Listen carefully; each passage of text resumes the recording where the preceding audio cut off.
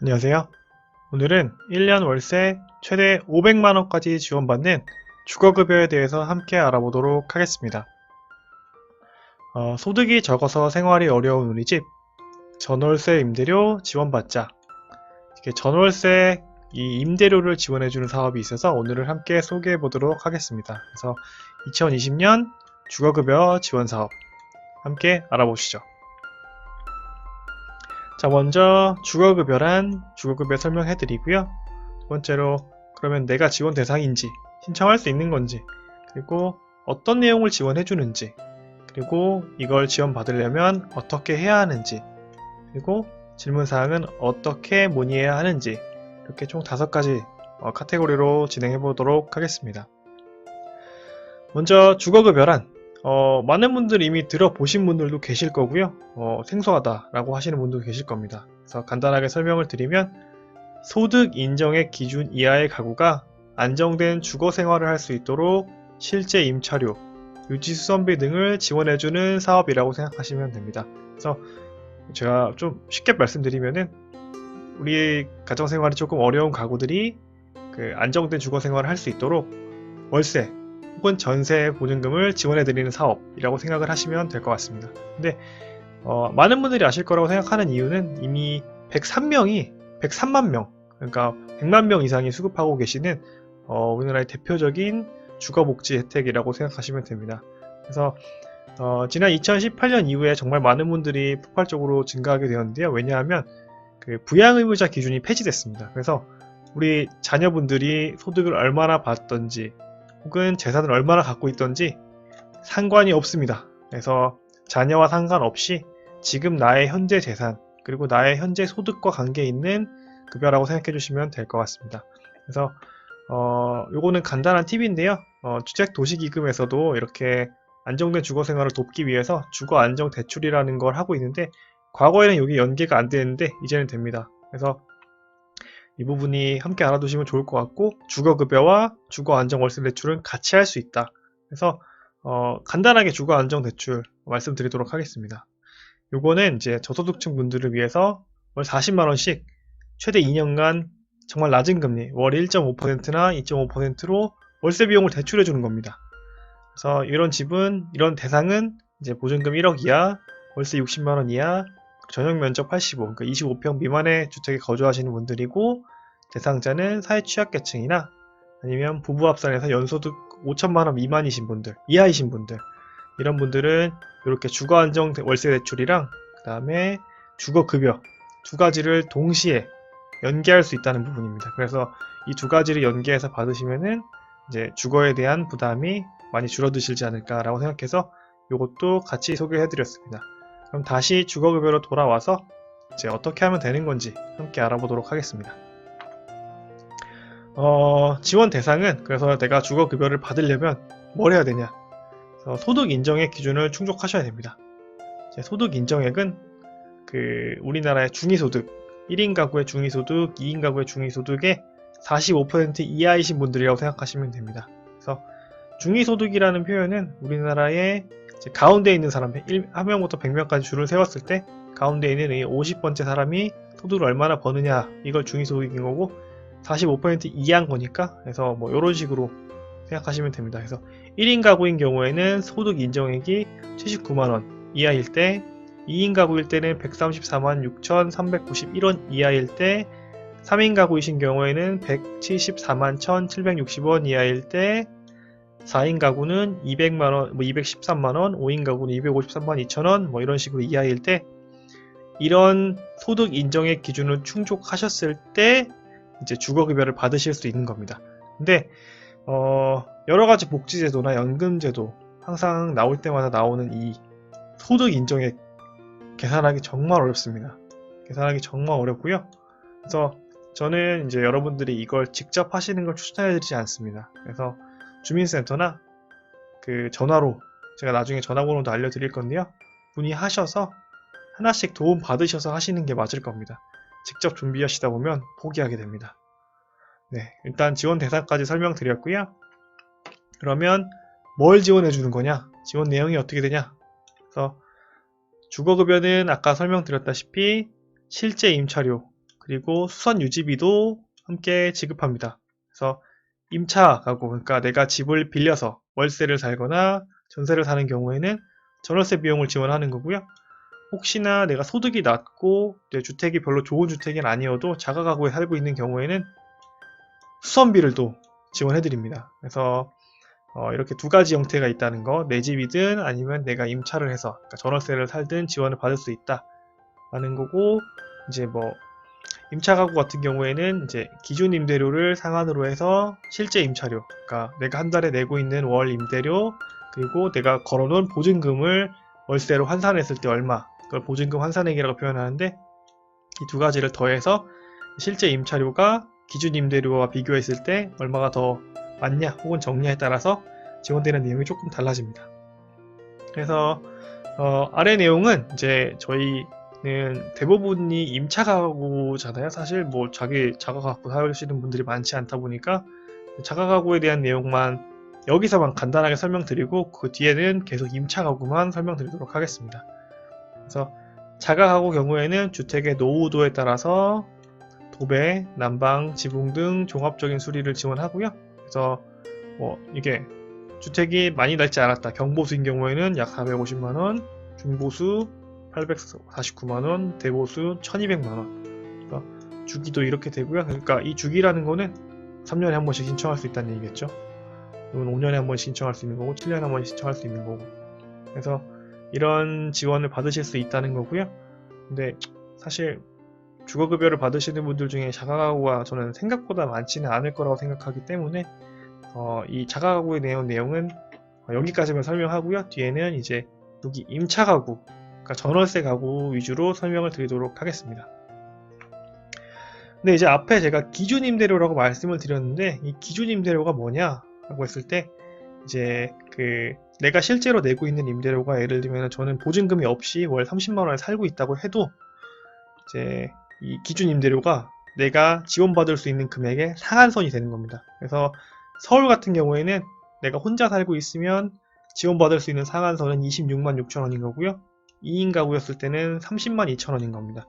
이런 식으로 해서 내가 만약에 경기도에 살고 있다 라고 했을 때 둘이 경기도에서 2인 가구인 경우에는 25만 2천원이 내가 지원받을 수 있는 기준 임대료가 되는 거죠. 그래서 기준 임대료라고 표현이 되어 있지만 이거는 저희가 지원받을 수 있는 상한선이라고 보시는 게 좀 더 이해하기 쉽지 않을까 생각이 됩니다. 그래서 보면은 이제 지역별로 조금씩 차이가 나는데요. 이제 서울이 제일 기준 임대료 상한선이 높고요. 그 다음이 경기, 인천, 그 다음에 광역시, 세종, 그 다음이 그 외의 지역이라고 생각하시면 됩니다. 그래서 제가 그 제목에 말씀드렸던 1년에 월세 500만원까지 지원받을 수 있다고 말씀드렸던 건 우리나라 대부분의 가구가 4인 가구잖아요. 4인 가구인 경우에는 이제 한 달에 41만 5천원, 약 42만원 정도를 12개월 동안 받게 되면 약 500만원 가까이가 됩니다. 그렇기 때문에 절대 작은 돈이 아닐 겁니다. 월세를 1년에 500만원까지 지원받을 수 있다. 그래서 이런 제목을 제가 잡게 됐고 실제로 굉장히 많은 비용을 지원받을 수 있는 주거급여이기 때문에 여러분들 계속 같이 공부하셨으면 좋겠습니다. 네, 그래서 얼마를 주는 거냐 라고 했을 때 앞에 뭐 제가 환산액도 말씀드렸고 했는데 어려우실 거예요. 그래서 얼마를 주냐 제가 사례를 하나 설명해 드리도록 하겠습니다. 이거는 저희 부모님 아시는 분인데 제가 저한테 물어보신 분이 계셔서 그걸 기준으로 해서 말씀을 드리겠습니다. 그분 같은 경우에는 현재 보증금 500만원에 살고 계시고 월세는 40만원이십니다. 그래서 경기도에 거주하고 계시고요. 일단은 제가 뭐 몇 가지 여쭤봤는데 뭐 재산이 크게 많으시진 않은 상황입니다. 그렇기 때문에 소득 인정의 기준은 이미 충족하는 걸로 제가 생각을 했고요. 그리고 2인 가구시고 현재 요런 상황이시라고 생각을 하시면 됩니다. 그래서 어르신 한 분이랑 이제 사모님 한 분 이렇게 두 분이 계시는 가구인데 현재 500만원에 500에 40에 살고 계시고 소득은 뭐 제가 듣기로는 한 월 100만원 정도 받으신다고 했기 때문에 소득 인정의 기준은 충족하고 있어서 요거는 따로 다루진 않고요. 이제 임차료 기준 아까 뭐 환산해야 된다 말씀드렸는데 이제 500만원을 보증금 500만원이 0.04% 곱해지고 그거를 12개월로 나누면 이제 보증금을 월세로 환산했을 때 가격이 나오고요. 그게 계산하니까 16,666원이더라고요. 그리고 요거를 내 월세 40만원과 더했더니 이제 제가 지금 살고 있는 집에 환산 월세는 다시 16,666원이 되는 겁니다. 그래서 500에 40을 이 주거급에 맞춰서 환산했더니 416,666원이 된 거고요. 그래서 요 비용이, 근데 문제는 경기도 2인 가구 기준 임대료가 아까 25만 2천원이었습니다. 앞에서 보여드리면 요 경기도 2인 가구가 25만 2천원이었습니다. 아까 제가 이거 뭐라고 말씀드렸었죠? 상한 임대료라고 말씀드렸었죠? 네, 상한 임대료라고 보시면 되기 때문에 이분 같은 경우에는 지금 약 42만원 정도의 월세를 내고 있지만 지원받을 수 있는 거는 요만큼입니다. 그렇기 때문에 내가 41만 6천원 정도의 월세를 내고 있지만 그 상한선을 초과하기 때문에 이 초과하는 비용까지 못 받으시고 딱 그 상한선까지만 받으실 수 있게 되는 거죠. 이런 식으로 받게 되시는 거고, 근데 25만원이 뭐 작다고 생각하실 수는 있지만 요거 12개월 동안 받으시면 300만원입니다. 그래서 작은 돈이 아니라는 거 다시 한번 말씀드리도록 하겠습니다. 이렇게 월 300만원 가까이 받을 수 있는 주거급여 어떻게 신청해야 되냐? 읍면동 주민센터에 방문하시면 됩니다. 어디로 가야 되냐? 주민등록상 소재지, 지금 주민등록이 어디 돼 있든지 따라서 그 소재지로 가시면 되고요. 뭐 만약에 내 주민등록증 소재지가 다른 데 있다고 해도 일단 읍면동 찾아가셔서 실제로 내가 여기 살고 있으니 주민등록을 바꿔달라 라고 하시고 거기다 신청하시면 됩니다. 근데 요거 온라인 신청도 할 수는 있습니다. 근데 제가 온라인 신청하는 거 해보려고 했는데 굉장히 복잡합니다. 뭐 소득 인정액도 제가 직접 계산해야 되고요. 뭐 챙겨야 될 서류도 많고 하기 때문에 그냥 동사무소로 가시는 걸 추천하도록 하겠습니다. 가시게 되면은 이렇게 몇 가지 서류들이 있을 거예요. 뭐 1번 사회보장급여 제공 신청서, 그다음에 소득재산 신고서, 금융정보 제공 동의서, 임대차 계약서, 통장사본 및 신청인 신분증, 이렇게 5가지 서류가 있는데 한번 보여드릴게요. 제가 일단은 사회보장급여 신청서는 이제 뭐 이렇게 신청인의 성명, 뭐 주민등록번호, 그다음에 주소, 그다음에 가족사항, 그다음에 뭐 부양의무자가 지금 어떻게 되는지 이런 거 쓰게 돼 있고요. 근데 저희랑은 관계없죠. 주거급여는 이거 상관없기 때문에. 어쨌든 근데 작성하도록 양식은 되어 있습니다. 그리고 돈을 받게 될 계좌, 그다음에 통지는 어떻게 해줬으면 좋겠나 하고 했을 때 뭐 서면이 있고 우편 이메일이 있고 문자 메시지도 있고요. 그 다음에 우리가 신청하는, 그러면은 신청서는 뭐냐? 여기가 앞장이고요. 여기가 앞장이고 여기가 뒷장입니다. 그래서 뒷장 같은 경우에는 여기에 이렇게 체크하라고 알려주시겠죠? 그래서 이렇게 복잡하기 때문에 저는 체크하실 것도 많고 작성하셔도 될 거 많기 때문에 동사무소 가는 걸 추천드리고요. 일단 이게 아까 말씀드렸던 첫 번째 서류가 이렇게 복잡합니다. 그러면 두 번째 서류도 있겠죠? 이제 소득재산 신고서, 이거는 이제 소득 인정액을 확인하기 위한 서류라고 생각이 되는데요. 가구원 성명 하나, 2명이면 이렇게 2명 쓰셔야 되고, 돈을 내가 월 얼마 벌고 있는지 근로소득, 혹은 뭐 사업을 하고 있으면 사업, 여기는 이제 농업도 있겠죠. 그리고 뭐 재산소득이라고 해서 제가 가지고 있는 뭐 금융재산 같은 것도 쓰게 되고요. 뭐 이런 것도 있고, 그 다음에 내가 뭐 건축물을 갖고 있냐, 뭐 자동차를 갖고 있냐, 토지를 갖고 있냐, 아니면 뭐 그냥 은행 예금을 갖고 있냐, 이런 거 다 여기 쓰게 되어 있고요. 그래서 이런 것들을 소득 인정액을 계산하기 위해서 내가 요걸 제공하는 거를 신고하겠다. 신고하는 거고요. 요걸 기준으로 이제 판정을 하게 되는 거고, 그 다음 서류는 이제 금융정보 제공 동의서입니다. 그래서 그 지원을 받고자 하는 제가 이제 여기다 본인이나 뭐 이름을 쓰시고 주민번호 쓰신 다음에 이제 제 가족들의 금융 정보를 제공하는 거를 동의를 하는 거죠. 그래서 이걸 가지고 국가에서 제 금융재산을 조회해가지고 실제로 재산이 얼마나 있는지, 혹은 제가 잘못 쓰지는 않았는지, 과하게 많은 재산을 갖고 있으면서도 주거급여를 부정하게 신청하는 거 아닌지 등등을 확인하시는 걸로 확인됩니다. 그래서 이런 정보를 또 제공하셔야 되고요. 그 다음에 이제 제가 지금 살고 있는 집이 전세계약서 혹은 월세계약서가 있으실 거잖아요. 그거 첨부하셔야 됩니다. 그래서 이 월세계약서, 소재지, 뭐 토지, 그 다음에 건물 어떤 건지, 면적 얼만큼인지, 보증금은 얼마고, 그 다음에 뭐 월세는 얼마인지 이런 부분들, 그다음에 언제부터 언제까지 살기로 했는지, 기간, 뭐 이런 것도 다 나와 있을 거고요. 여기에 임대인, 임차인, 임차인이 제가 되겠죠? 본인이 되겠죠? 그래서 이런 내용이 나와 있는 전월세 계약서도 같이 챙겨 주셔야 되고요. 그래서 보셨겠지만 뭐 사회보장급여 신청서, 뭐 채울 게 엄청 많아요. 채울 게 뭐 이만큼 있습니다. 그리고 소득재산 신고서도 이만큼, 그 다음에 금융정보 제공 신청서도 이만큼, 전월세 계약서도 따로 챙겨 가셔야 되고, 복잡합니다. 복잡하기 때문에 저는 그냥 여러분들 모두 동사무소, 그러니까 주민센터 가셔서 담당자분에게 차근차근 하나씩 물어보시면서 지원하시기를 부탁드립니다.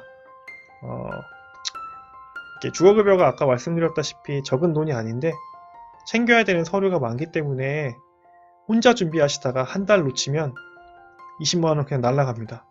그렇기 때문에 동사무소 가셔서 차근차근 하나씩 물어보시면 좋을 것 같습니다. 네, 그러면 이렇게 준비하시는 과정에서 동사무소 찾아갔는데 뭐 만족스러운 대답 못 걸었을 수도 있고요. 혹은 그래도 나는 온라인으로 한번 내가 직접 해보고 싶다 하시는 분들 계실 수 있는데, 여기 마이홈이라는 홈페이지가 있습니다. 여기 마이홈이라는 홈페이지는 이제 우리나라의 주거복지 혜택 관련된 내용을 모아놓은 사이트라고 생각하시면 되는데, 홈페이지로 봐도 뭐 자세히 설명이 되어 있긴 한데 아무래도 전화를 해서 내가 궁금한 부분을 직접 사람에게 듣는 것보다는 덜하더라고요. 그렇기 때문에 이게 마이홈 대표번호, 그러니까 주거급여를 상담받을 수 있는 번호라고 생각을 하시면 됩니다. 1600-1004. 그래서 여기에 먼저 전화를 한번 해보시고요. 동사무소를 찾아가시더라도 헛걸음 하시면 안 되잖아요. 그렇기 때문에 여기 먼저 전화하셔서 상담을 한번 받아보시고 그 다음에 준비하시는 걸 추천드리겠습니다. 네, 오늘은 이렇게 주거급여 함께 알아봤고요. 보건복지TV는 여러분들이 놓치는 건강정보와 복지 혜택을 알려드립니다. 구독과 좋아요 부탁드립니다. 감사합니다.